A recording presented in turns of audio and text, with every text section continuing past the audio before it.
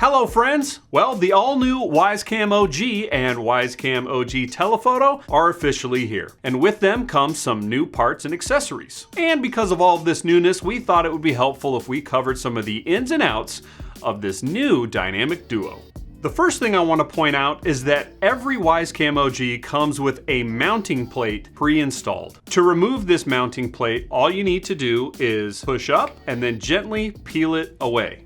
Now, if you try and pry this away without pushing up first, you may crack or damage the mounting plate. And if you're trying to put it back on, of course, you just do the same thing in reverse.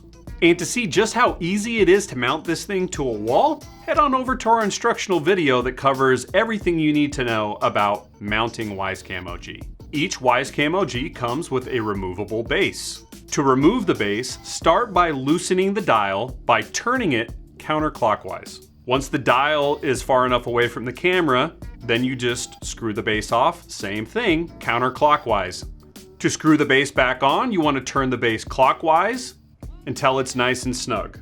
But remember, do not screw it on too tight or you may risk damaging the camera.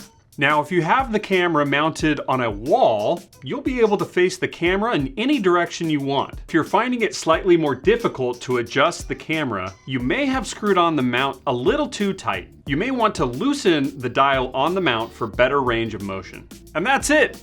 We hope you enjoy these new cameras and all their new features. And if you have any questions, don't hesitate to reach out to Wyze customer support. We'll see you next time.